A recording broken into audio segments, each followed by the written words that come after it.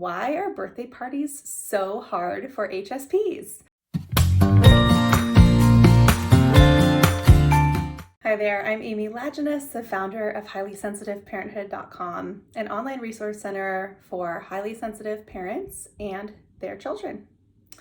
This week, I'm going to be sharing on the topic of why are birthday parties so hard for HSPs? I've actually had a couple of clients bring this to my attention, and I found it to be kind of a funny topic, but also very relevant for many highly sensitive parents and highly sensitive children. So I wanted to just talk about it a little bit because I think it'll be helpful for many of you. So why do birthday parties or parties in general, I'm using birthday parties here, but just sort of like festive gatherings, why do those tend to feel so overwhelming and intense for HSPs? Well, there's a few different reasons for that. First of all, there's a relatively high level of chaos in many birthday parties. So there's often a lot of screaming children. You might be in just like an intense location, so like Chuck E. Cheese or a party facility or a rock climbing gym. Even if you're just at a playground with young kids, there can be sort of an intensity of trying to keep an eye on your kid while also making small talk with a bunch of people you don't know, managing, safety and managing potty and eating. So there's a lot of energy expended in just managing the sensory inputs that can be a part of a birthday party, as well as sort of, especially for adults, but for highly sensitive kids too, managing the weight of sort of socially showing up. Making that small talk tends to be pretty draining for a lot of highly sensitive people, for example.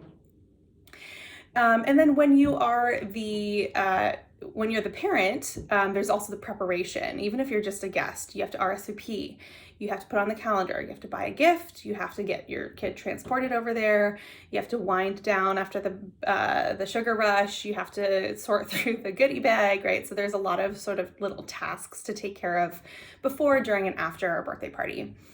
And of course, when you are the host, you are hosting the birthday party, there's a whole other list of things to do, which can add a lot of stress. I mean, it seems like something that should be so simple, and it can be, so we'll talk a little bit about what that could look like later.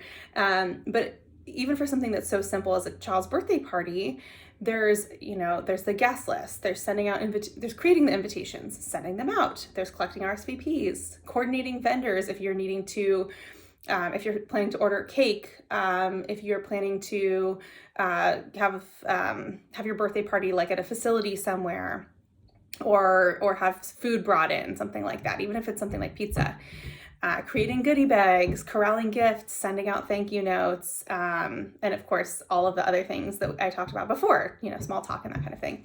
So let me pause to acknowledge here that for many communities in the United States, at least where I live, there's an immense amount of pressure put on parents to do a kid's birthday party in a certain way. So we see these picture perfect parties on Instagram, on Pinterest, and I think this is part of sort of a larger phenomenon of giving our kids these like exceptional childhoods. I'm going to give my kid everything that I didn't have, or I'm going to give them everything they could possibly need. And that includes sometimes some lavish birthday parties. There's kind of like this expectation that we put on ourselves, or that we feel others put on us. And I want to remind you here that you can confidently opt out of most or all of the above expectations. We don't need to break our budget. We don't need to drive ourselves to a nervous breakdown just to provide our kids with a perfect birthday party. And I find this especially true if you have young kids. So I'm going to say like 5 and under, say especially like 1 through 4. They're not going to remember it. So if it's something that really excites you to make a perfect birthday party or to make a really memorable one, then go for it. Absolutely. But if you are feeling like, oh, my kid's not going to remember, like it's so much work, I don't really want to do it, then give yourself permission to not do it. They will not remember it anyway. So my kids have celebrated a cumulative total of 13, almost 14 birthdays. So I have some experience in planning how to celebrate their birthdays every year. We've kind of gone through different iterations. And I want to share a few ideas for you that I hope will be helpful in maybe managing your expectations around what birthday parties look like, and just trying to do things a little bit differently. So the first tip I have for you from my own experience, is if your child is invited to a birthday party that you know will likely be overwhelming. So the two for me that have been the worst are Chuck E. Cheese, or like Dave and Buster's for older kids, something like that, some sort of like amusement center. Go-kart parties was the other one that I've been to. It was just like so loud, the smell of the gasoline is just like super intense. Know that you can opt out. If you are an HSP parent, it may be that if you have a non-HSP partner or another family member or friend who's not HSP that would like to take your child, or even another parent whose kid is attending the party, maybe they can take them. If you know your child is an HSP themselves and you're like, oh, it might be too overstimulating for them, you can either choose to opt out or simply to attend for part of the party and leave early, or just kind of touch base with them. So when my HSP kid was invited to a go-kart party, I just kind of checked in with him and said like, hey, how you doing? Like, everything okay? I don't think I gave him earplugs for that particular one, but that's also an option. It's just sort of managing, if you know it will be overstimulating, how can you reduce the impact or the intensity of that? The second tip I have for you is if you're planning your child's own birthday party, consider what you can do to relieve some of the stress. So like I said earlier, these like big themed elaborate birthday parties for younger kids are often unnecessary unless you are excited about it, and then go for it.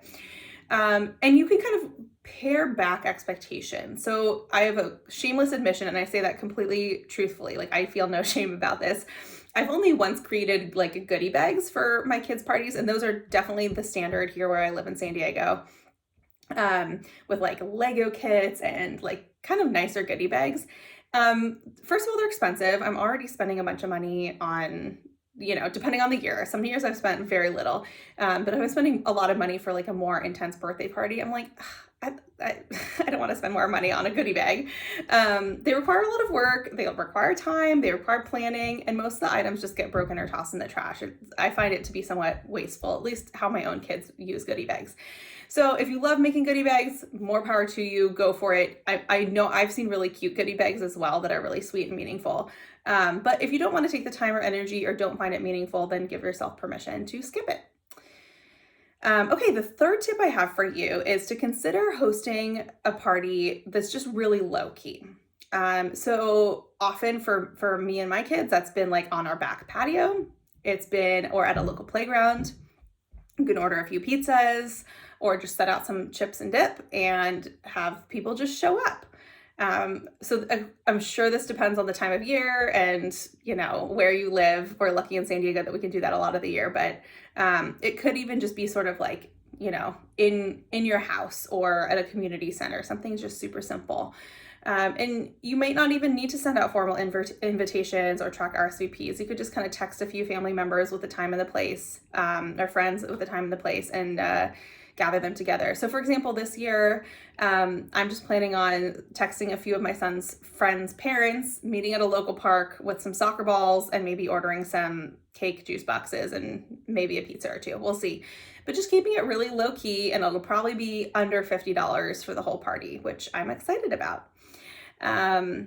So consider skipping a birthday party. This is the last tip I have for you. Consider skipping a birthday party and instead gifting your child with a special experience.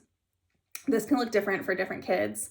Again, in Southern California, we've done Disneyland or Legoland, which can add up, but if you already have a pass, so for example, we already have a pass last year to Legoland, an annual pass, and so we made it extra special by staying at night in a local hotel, and it was really fun, and just kind of like, we didn't have to buy him extra gifts, so I didn't even have to think about, oh my gosh, what does he want? I maybe got him like a little thing, one or two little things, but no big gifts.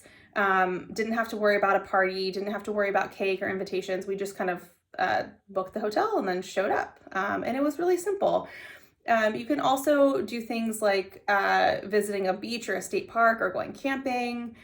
Just having a special experience together as a family that, especially I would say for a lot of highly sensitive kids and parents, the experience part of it is really meaningful too. So it could be actually a nice alternative to like a birthday party, especially for HSPs who are a little more easily overwhelmed by being around lots of people. So you might choose to invite a friend or two. Let's go grab some frozen yogurt with a friend or two, and that's the whole birthday party. That's all it has to be, right? So I just want to give you permission to maybe reevaluate your expectations. If you find yourself feeling overwhelmed or crushed by planning a kid's birthday party, or by getting invited to lots of birthday parties for your kids' friends, that you don't have to say yes to all of them. You can show up and then leave early. You have lots of options. So I just want to give you that permission. And I hope you feel empowered to maybe make some changes that feel really good for you, for your kid, for your family. And I hope that this maybe encourages you to check out some of the other resources I have available for you as well. A lot of which are about just examining your expectations of yourself and seeing if there's little tweaks you can make in your life or in your child's life to make things a bit easier, more fun, more peaceful to be a highly sensitive person. You can stay up to date on all the things that I'm doing by subscribing to my newsletter, which will be linked below, and you can always find that at my website as well, highlysensitiveparenthood.com. That's where you can go to check out the newsletter, other blogs, and other resources available for highly sensitive parents and highly sensitive children. All right, take care. For more resources, including our signature Highly Sensitive Parenthood online course, visit highlysensitiveparenthood.com.